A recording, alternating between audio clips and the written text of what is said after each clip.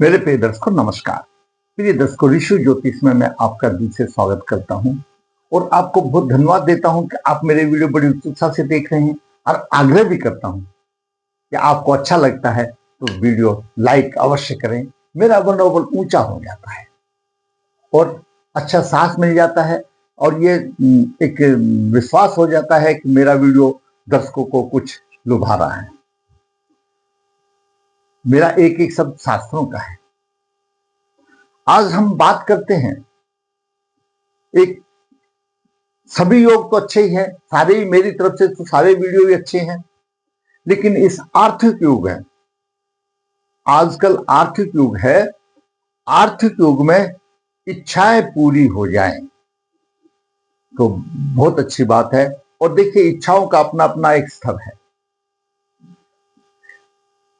इस युग में, आर्थिक युग में, जातक का जीवन तभी सुखी हो सकता है जब उसके पास क्या हो। आप सभी सोचो और फिर कमेंट बॉक्स में लिखना। इस आर्थिक युग में एक व्यक्ति का जीवन सुखपूर्वक तभी हो सकता है जब उसके पास धन की स्थिति अच्छी हो, आमदनी के सोर्सेज अच्छे हों। यानी आर्थिक युग में तो धन चाहिए। और धन से संबंधित कुंडली में दो ही भाव हैं, एक है एकादश भाव और एक है द्वितीय भाव। और ये लगन का भाव है, ये तो बहुत ही महत्वपूर्ण भाव है, इसमें तो कोई शक नहीं, इसके बिना तो कुछ होगा ही नहीं, क्योंकि स्वयं का प्रतिनिधि है। दसम भाव कर्म का भाव है, काम करोगे तभी मिलेगा। और नवम भाव भाग्य का भाव है। ये जरूरी है। और मदद के लिए, सुख पाने के लिए तो जीवन साथी भी सप्तम भाव से चाहिए, शिक्षा भी चाहिए, पंचम भाव से संतान भी चाहिए और चतुर्थ भाव से आपको घरेलू सुख भी चाहिए। ये सारी मूलभूत आवश्यकताएं हैं। इच्छाएं पूरी क्यों नहीं होती? आपकी इच्छाएं पूर्ति का भाव एकादश भाव ही है जो कि आपकी इच्छा पूर्ति करता है। एकादश भाव एक ऐसा भाव है, जितना आपने कमाया सब वो यहां से निकल करके यहां जाएगा, धन होगा, इकट्ठा हो जाएगा। कितनी आमदनी होगी, इसको काम त्रिकोण भी कहा गया है। और जब आमदनी होगी तो आप समाज से भी अच्छी तरह से जुड़ोगे। एकादश भाव छठे से छठा है, परम पापी भी है। धन तो देगा, इच्छा तो पूर्ति करेगा, लेकिन रोग भी साथ में देगा। ये स्थिति कुछ ऐसी है।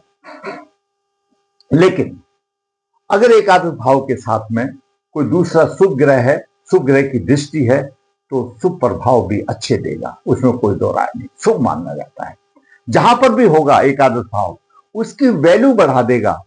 जिस भाव के साथ में होगा उस भाव की वैल्यू बढ़ा देगा। क्यों? एकादश भाव आमदनी का भाव। अगर आपका एकादश भाव लगन भाव में है, लगन भाव में, तो आपको बचपन से ही धन कमाने का शौक होगा, धन की तरफ रुझान ज्यादा होगा और आप मुट्ठी भर करके, मुट्ठी भींच करके धन को खर्च करेंगे। मतलब चाहे उसको लोभी बोलो या कुछ भी बोलो, मतलब वो धन की तरफ रुझान होगा और किसी चीज को कुछ समझेगा नहीं, लेकिन रोगी भी होगा। लेकिन अगर यहां पर बलवान होगा और सुप्रभावी होगा तो ऐश्वर्यशाली भी मिलेंगे एकादश भाव। और द्वितीय भाव में आपका इच्छा पूर्ति का भाव हो, शुभ ग्रह हो, शुभ ग्रह हो तो दरिद्रता लाता है। लेकिन यहां पर एक खास बात है, अगर एकादश भाव में शुभ ग्रह की राशि है गुरु को छोड़ करके, तो मान लिया और वो यहां पर आ जाता है द्वितीय भाव में, तो दरिद्रता भी लाता है। और क्योंकि ये त्रिश्राय है, त्रिश्राय का तीसरा भाव है, यहां पर जैसे सूर्य, शनि, मंगल जैसे ग्रहों की राशि हो और वो द्वितीय भाव में हो तो सभी प्रकार को भोग भोगता है। लेकिन गुरु के लिए विपरीत है। अगर गुरु की यहां धनु राशि है तो यहां 12 राशि होगी और गुरु यहां पर होगा तो बहुत अच्छा होगा, अच्छा माना जाएगा। क्यों? गुरु धन का कारक है। तीसरे भाव में अगर शुभ ग्रह हो तो बंधु बांधु श्रेष्ठ होंगे, अच्छा मिल जाएगा, और पाप ग्रह हो तो परेशानी आएगी। लेकिन कोई भी ग्रह ये तभी देगा जब वो अपनी बलवान स्थिति में होगा। अगर इच्छा पूर्ति का या एकादश भाव का स्वामी लगन में हो या द्वितीय भाव में, तृतीय भाव में हो, भाई बलवान स्थिति में होना चाहिए, शुभ स्थिति में होना चाहिए। जहां पाप प्रभावित होगा तो उसके विपरीत फल मिल जाए।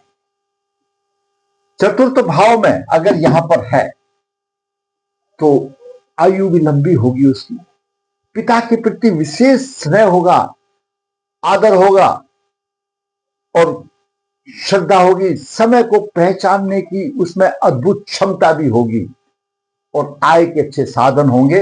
अगर एकादश भाव का स्वामी या चतुर्थ भाव में मिल जाता है तो अच्छा। पंचम भाव में एकादश भाव का स्वामी अति श्रेष्ठ है। क्यों? एकादश से सातवां है, पिता पुत्र में अधिक प्रीति होगी। क्यों? ये पुत्र का ही भाव है और ये पिता का एकादश भाव है, तो पिता पुत्र में अधिक प्रीति भी होगी और पुत्र के कारण यश और धन दोनों मिल जाते हैं। लेकिन अगर पाप प्रभावित होगा तो उससे विपरीत भी होगा। अगर छठे भाव में एकादश भाव का स्वामी है तो अनेक रोगों से ग्रस्त होगा। क्यों? छठे से छठा, तीसरे तो परम पापी है, छठा रोग का है, रोगों से ग्रस्त होगा, शत्रु भी प्रबल होंगे। विदेश योग अच्छा बनेगा, विदेश में भाग उदय हो सकता है, विदेश में उसको अच्छा रहेगा, लेकिन खर्चा जितना कमाएगा सारा खर्च कर देगा, नील हाजिर हो जाएगा। क्यों? एकादश भाव का स्वामी यहां होगा और सीधा सप्तम दृष्टि द्वादश भाव को देखकर खर्चा अधिक कर देगा, धन की परेशानी हो जाएगी। अगर एकादश भाव का स्वामी सप्तम भाव में हो तो स्त्री के माध्यम से धन मिलेगा, या तो स्त्री कमाने वाली होगी, आपकी इच्छाएं पूर्ति करेगी, या ससुराल से भी धन मिलेगा। और ऐसा जातक अपनी स्त्री को प्यार बहुत करता है अगर एकादश भाव का स्वामी यहां पर है। फिर कहता हूं शुभ स्थिति में होना चाहिए, बलवान होना चाहिए। अष्टम भाव में एकादश भाव का स्वामी हो, रोगों के कारण पीड़ा होगी, आमदनी के साधन कमजोर होंगे और परेशानियां अधिक होंगी, दरिद्रता ला देगा। नवम भाव में अगर एकादश भाव का स्वामी आपका नवम भाव में है, आप अपनी कुंडली में देख लीजिए, तो ऐसे जातक को अनेक शास्त्रों का ज्ञाता मतलब मीन्स नव भाव उच्च शिक्षा का भी है, शिक्षावान होगा, बुद्धिमान होगा, धार्मिक प्रवृत्ति का होगा, सम्मान धन जितना मिल जाएगा कोई हद नहीं, अनलिमिटेड उसके पास धन हो जाएगा, अच्छा धन योग बनता है और अच्छा बुद्धिमान होगा। एकादश भाव में। दसम भाव में अगर एकादश भाव का दसम भाव में हो, दसम भाव कर्म का है, अपने कर्म से धन को कमाएगा, माता पिता का विशेष आदर करेगा, धर्म के प्रति पूरी आस्था होगी, कुशल नेतृत्व करने की उसकी क्षमता होगी और व्यवसाय अच्छा व्यवसाय करके धर्म को कमाएगा अगर दसम भाव में। और एकादश भाव का स्वामी एकादश भाव में ही हो, आयु लंबी, गुणवान, कोई ऐसा अनैतिक कार्य नहीं करेगा, और अगर कोई जो करने वाला होगा उसको भी रोकेगा, परोपकारी होगा। यहां पर मैं जितना बोलूं उतना ही कम है, जितना मैं बोलूं उतना ही कम है। बाकी ग्रह का सपोर्ट हो तो बहुत कुछ हो सकता है। एकादश भाव अगर एकादश भाव का स्वामी द्वादश भाव में चंचल स्वभाव का होगा, जितना कमाएगा सारा ही खर्च कर देगा, एक नया पैसा पास में नहीं बचेगा। ये मैंने आपको एकादश भाव के बताया, इसको हम इच्छा पूर्ति भी कहते हैं। इच्छा पूर्ति का भाव अगर चार केंद्र और त्रिकोण द्वितीय भाव इनसे अगर राशि परिवर्तन योग करता है तो महायोग राशि परिवर्तन करता है, उसके ऊपर लक्ष्मी की असीम कृपा होती है। दूसरे भाव में गुरु हो और एकादश भाव में शुक्र हो तो अटूट लक्ष्मी का स्वामी बन जाता है। ऐसे वो होते हैं। अब जो हमारे पास जो कुंडली आई है, 75 का जन्म है, कोई काम नहीं बन रहा। उसने हमको लाइव में पूछा, हमने उसको बताया क्योंकि अमावस्या का जन्म है। चलो पहले कुंडली के लिए बातचीत कर लेते हैं, उसके बाद फिर उसका भी बताएंगे। उचित समय पर सही मार्गदर्शन नहीं हुआ इस जातक का, और सरकारी नौकरी का उत्तम योग होते हुए क्यों नहीं मिला, और कोई काम उसका बन नहीं रहा है, परेशान हो रहा है। जातक का जन्म 3 नवंबर 1975 अमावस्या स्वाति चरण सोमवार को दोपहर को 14:53 2:53 को हुआ। जन्म के समय पर कुंभ लगन हुआ 28 डिग्री है, और द्वितीय भाव में गुरु 23 डिग्री लेकर के विराजमान है। गुरु अपनी राशि में है, गुरु एकादश भाव का स्वामी भी है। यहां पर एकादश भाव का स्वामी धन भाव में आ गया। मैंने पहले ही बताया यहां पर धन की अपार होगी, बहुत धनी होगा जातक। क्यों? कुंभ लगन के लिए गुरु धन के लिए वरदान है। दोनों यानी धन भाव का स्वामी और एक आमदनी के भाव का स्वामी, इच्छा पूर्ति का स्वामी अगर शुभ स्थान में हो तो वारे किनारे कर देते हैं। तो शुभ स्थान में यहां पर ग्रहों के हिसाब से उसको धन की कोई कमी नहीं है, लेकिन आगे कुछ करना तो पड़ेगा ना। आगे भी तो आगे ग्रह मदद देने चाहिए ना। तीसरे भाव में केतु 28 डिग्री लेकर के विराजमान है। मंगल, दर्शकों, मंगल दसम भाव का स्वामी है, और पंचम भाव में सरकारी नौकरी का अच्छा योग बनता है। तो दसम भाव का स्वामी जब पंचम भाव में हो, कोई भी लगन हो, राजयोग बनता है, लेकिन नहीं मिली। क्यों नहीं मिली, आगे बात करेंगे। शनिदेव छठे भाव में 9 डिग्री लेकर के है, प्रबल पित्त दोष हो गया, और हमेशा स्वास्थ्य कमजोर रहेगा। अष्टम भाव में कन्या राशि में शुक्र है, यहां पर आ गई सबसे बड़ी बीमारी। शुक्र 9 भाव का स्वामी है और अष्टम भाव में अपनी नीच राशि में है, और शुक्र 17 डिग्री 50 मिनट पर लेकर के है, और शुक्र विष नवास में है, चंद्रमा भी विष नवास में है। जब भाग्य का स्वामी नीच राशि में हो गया और विष नवास में हो गया, पहले से परेशानी हो गई। अगर आपका विष नवास में भी नहीं है, आपके लिए मैं बात बता रहा हूं, आपका अगर 9 भाव का स्वामी, ये 9 भाव है, 9 भाव का स्वामी अगर बलवान स्थिति में कहीं शुभ जगह है, तो ऐसी स्थिति नहीं होगी। बलवान स्थिति कैसे होगी, देखिए मैं अभी अंशों में लेता हूं। हालांकि विष नवास में इस अंशों का कोई मूल्य नहीं है। जातक के उदय अंश है 28, गुरु 5 डिग्री पर है, गुरु प्रभावकारी है, केतु प्रभावकारी है, मंगल इतना प्रभावकारी नहीं है, 19 डिग्री का फर्क है। अंशों में कमजोर हो गया, प्रभाव की हानि हो गई। बालक ने जब जन्म लिया 28 डिग्री पर, यहां पर जन्म लिया, 28 डिग्री यहां होना चाहिए, 30 डिग्री का यहां से लेकर 28 यहां होना चाहिए, तो मंगल तो बहुत पीछे जा चुका था। वो उदय किरणें मंगल को नहीं मिली, 19 डिग्री का अंतर रह गया, तो मंगल निष्प्रभावी हो गया, सरकारी नौकरी का कोई मतलब नहीं रह गया। शनि भी निष्प्रभावी हो गया, और वैसे छठे भाव में हो गया, यहां पर भी ये परेशानी आ गई। लग्नेश खुद और उदय अंश से और लग्नेश के अंशों में अंतर आ गया। इसी तरह भाग्येश के अंतरों में भी फर्क आ गया, वो अलग बात है। विश्ववास के मैं एक साधारण बता रहा हूं, अगर आपका भाग अगर ऐसे ही हो। और बुध पंचमेश है, बुध की 1 डिग्री आ गई, और उदय अंश 28 डिग्री है, बुध भी बेकार हो गया, कोई फायदा ही नहीं रहा। क्यों? 1 डिग्री में तो मृत अवस्था में है।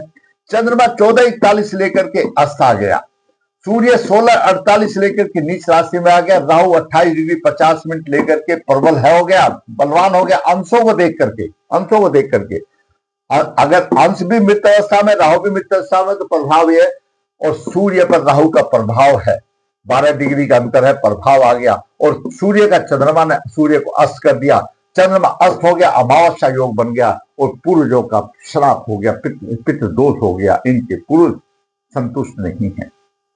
प्रबल दोष माना जाता है। शुक्र भाग्य का स्वामी हो गया और चंद्रमा और शुक्र विषनवास में हो गए। तो चंद्रमा तो मन है, अस्त हो गया तो कैसे होगा? जब मन ही अस्त हो गया तो हजार प्रॉब्लम इकट्ठी हो जाती है। मन अगर अस्त नहीं है, मानसिक बल कमजोर है, तो प्रॉब्लमों पर आराम से काबू में पाया जा सकता है, इसमें कोई शक नहीं। शुक्र कुंभ लगन के लिए कारक ग्रह है। शुक्र चतुर्थ भाव का स्वामी, भाग्य भाव का स्वामी है और यहां पर अष्टम भाव में नीच राशि में आ गया। चतुर्थ भाव के सुखों की धज्जी उड़ गई, माता के पक्ष में कष्ट का सामना हो गया, घरों की सुख साधन नहीं रहे हैं और भाग्य बार बार धोखा देता है, जैसे खिलवाड़ करता है। जैसे मैंने पिछले आपको बताया ना, अगर भाग्य का स्वामी अगर अशुभ स्थान में हो, अशुभ स्थिति में हो, तो गोचर में आएगा, आदमी सोचेगा कि अब की बार अच्छा होगा, लेकिन वो ऐसे आपको खिलाता हुआ चला जाएगा, कुछ नहीं फायदा देगा। उसको आपको बचाना होगा, भाग्य को बचाना होगा। तो इस कंडीशन आ गई। चंद्रमा शुक्र पुष्य नवास में हो गए और विष नवास में हो गए और पुष्य का नवास में केतु और सूर्य आ गए। केतु अशुभ है, केतु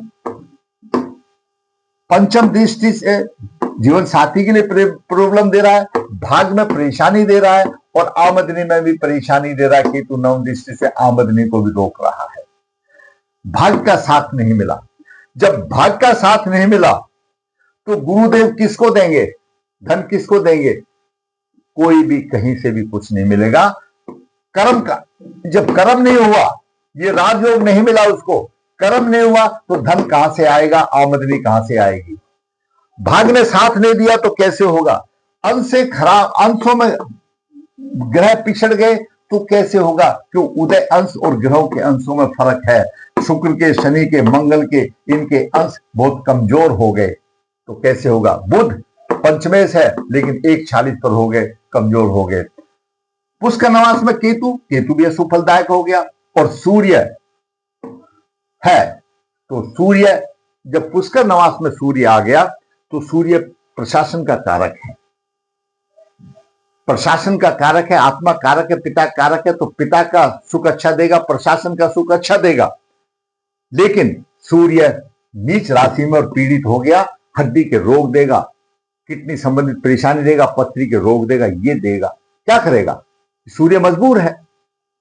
किसी ने पहले किसी से अच्छा मार्गदर्शन नहीं लिया, समय पर मार्गदर्शन लेना उचित होता तो सब कुछ हो जाता। तो यहां तो सूर्य पीड़ित हो गया। अब पत्नी का सुख तो उसको मिलेगा ही। अब दूसरी तरफ देखिए, कोई काम नहीं बनेगा। क्यों? कुछ भी काम बनेगा ही नहीं। जो ये दसम भाव का स्वामी यहां था, अंशों में पिछड़ गया। सूर्य ग्रहों का राजा है, सप्तम भाव का स्वामी है, प्रबल पितृ दोष आ गया। भाग्य साथ देता तो भाग्य साथ देता नहीं। गुरुदेव किसको देंगे? बिना काम किए कहां से देंगे? और दर्शकों, दूसरा, चारों केंद्र खाली हैं। वैदिक ज्योतिष में बताया गया है कि केंद्र और त्रिकोण का संबंध माता लक्ष्मी और विष्णु भगवान का संबंध है। जब चारों केंद्र खाली होते तो दरिद्रता का कारण बनता है। चारों केंद्र खाली हो गए, भाग्य का साथ नहीं दिया, लग्नेश छठे भावों में पितृदोष में आ गया, मंगल अंशों में कमजोर हो गया, भाग्य नीच राशि में हो गया और छठे भाव में प्रबल पितृदोष। और बुध की महादशा 2018 से 35 से चल रही, तो बुध अपने आप में मृत अवस्था में, बुध की 1 डिग्री है, भाग उदय 28 डिग्री है, कमजोर है। तो दर्शकों, ग्रह उदय अंश के आधार पर बलवान स्थिति में होना चाहिए, किसी पाप ग्रह से पीड़ित नहीं होना चाहिए। अगर पाप ग्रह से पीड़ित भी होगा थोड़ा सा कम प्रभाव दे देगा, लेकिन उदय अंश में अगर वो ग्रह ने मार खा ली तो आपको कुछ नहीं देगा। अब देखिए, उदय से 28 डिग्री है और बुध का 1 डिग्री 40 डिग्री है, तो कैसे वो अपना प्रभाव दे सकता? उसको तो उदय अंश जो पैदा हुआ बच्चा उस टाइम पर उसको मिली नहीं, वो तो मृत अवस्था में ही रह गया। और उचित समय पर मार्गदर्शन, अगर इसके माता पिता पहले 1 से नहीं 3 अगर अच्छे विद्वानों से कंसल्ट करते तो इसका उपाय हो सकता था। बड़े आराम से उपाय तो अभी भी होगा, लेकिन उम्र कितनी हो गई? आप उम्र देखिए, 70 से 50 साल की उम्र हो गई, 50 साल की उम्र हो गई।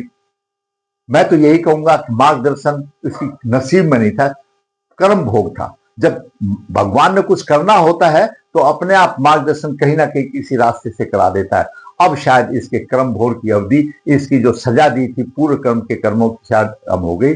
जो मैं आपको बात बता रहा हूं, ये परवल पित्त दोष है।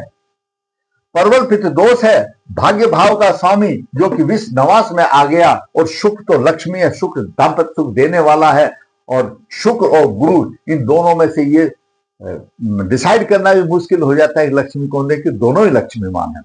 जो वो हो गया, चंद्रमा विश्ववास में आ गया, सूर्य ग्रह का राजा पीड़ित हो गया, तो इतना परवल पित्त दोष हो गया। ऐसा जातक आप अपने बच्चों को देखिए, इनकी तो 50 साल की आयु होगी, फिर भी मैं इनसे कहूंगा पित्त दोष निवारण कीजिए, साथ मत लेके जाए। जाना तो सबको है, अपनी अपनी आयु जितनी लेके आए, कोई 70, कोई 80, कोई 100, कोई 125, डालिया जो भी है, जो भगवान ने जितने दिन का दाना पानी भेजा, लेकिन अपना दोष यहाँ निवारण करके जाइए, क्योंकि आप लोग मनुष्य होने में आए हैं। ये अगर नहीं हुआ तो ये दोष जाएंगे पीढ़ी दर पीढ़ी तक, आगे जाकर के शापित कुंडलियां बन जाएंगी। अच्छे योग जैसे आए, ये दसम भाव का स्वामी पंचम आया, कितना अच्छा योग है। एक इच्छा पूर्ति का स्वामी यहाँ पर द्वितीय भाव में आया, दो इतने अच्छे योग है, और सिर्फ ये दो योगों की वजह से, और यहाँ लगने पित्त दोष होने की वजह से आ गया। अगर ये चढ़ती उम्र में ही, जब बालक 12-14 साल का था, उसी टाइम पर इसकी अगर पित्त दोष की किया जाता, सारा विधिवत अगर सूर्य को अर्घ दिया जाता, सूर्य को अर्घ मैं हमेशा कहता हूं, यहाँ तो ठीक है सूर्य नीच राशि में पीड़ित है, अगर आपका सूर्य अच्छा भी है, शुभ है, उच्च राशि का भी है, फिर भी सूर्य को अर्घ विधिवत दीजिए, आपको सभी नौ ग्रह की शांति हो जाती है। सूर्य को पीड़ित है, राहु ने पीड़ित कर रखा है, तो इसका पित्त दोष निकालिए। ऐसी कुंडली का पित्त दोष निकालने के बाद, ये बहुत ही बड़ा पित्त दोष है, और ये वंश परंपरागत पित्त दोष आता है कि मैं हमेशा आपको बताता रहता हूं कि ये ऐसे ऐसे दोष हमारे वंश परंपरागत दोष आते हैं, इनका बहुत कष्ट आपको मिलता है। तो ऐसे करके आप उनका निवारण कीजिए, और गले में निवारण करने के बाद गले में भागवती लाकर डालिए, शनि का रत्न पहनिए, बुध का पहनिए, और भाग का रत्न पहनिए। लेकिन अगर आप भाग का रत्न नहीं पहना तो सुख नीच का ही प्रभाव दे, मतलब पितृदोष निवारण नहीं किया तो सुख नीच का ही प्रभाव। पितृदोष निवारण करने के बाद ये भागवती लाकर पहनिए, आपकी दिन रात दोनी उगनी होगी, दुगनी उन्नति होगी, इसमें कोई दो राय नहीं। इसलिए कहते हैं ना, समय पर मार्गदर्शन हो, समय पर सारी चीज हो जाए तो अच्छी लगती है। जब हमारे बच्चे शादी लायक हो जाए तो शादी हो जाए तो अच्छी है, शादी हो जाने के बाद समय पर संतान मिल जाए तो भी अच्छी है, यानी हर चीज समय पर हो जाए। अब 75 की उम्र है, आज 50 साल के बाद मैं इसका वीडियो बना रहा हूं। मेरे पास तो अभी पीछे लाइव प्रोग्राम में इसका आया, तो मैंने कहा अमावस्या योग है, पितरों का प्रभाव है, और दर्शकों मैं हमेशा बोलता हूं अपने कुल देवता और पितरों को कभी नहीं छोड़ा जा सकता। आप यत्न करके अपने पूर्वजों की मुक्ति करा दीजिए, आप और आपकी संतान भी अति सुख का अनुभव करेगी। ये जो पूजाएं होती है, जो मैं आपको बताता हूं, भारतवर्ष में 64 जगह पर होती है, वहां पर प्रकट हो जाते हैं, आप सवाल जवाब कर सकते हैं। मैंने देखा है, मैं वो किस्मत वाला हूं जो आप लोगों के पूर्वज, आप जो वहां पूजा के तो बातचीत होती है, तो मैंने देखा है। तो और वो तथास्तु कहकर के चले जाते हैं, कितना शुभ प्रसंग रहता है, कितना उसका माहौल रहता है, और लोग गदगद परिवार के हो जाते हैं कि आज हमने जो काम किया है बहुत अति उत्तम किया है। तो दर्शकों, पित्त दोष निवारण कीजिए, भागवती लाकिट धारण कीजिए, और सूर्य को अर्घ दीजिए, और समय से पहले अपने बच्चों की कुंडली का अवलोकन 1 से नहीं 3 से करा लीजिए, फिर आपके बच्चे कहीं मार नहीं खाएंगे, हमेशा हर चीज उनको मिल जाएगी। धन्यवाद।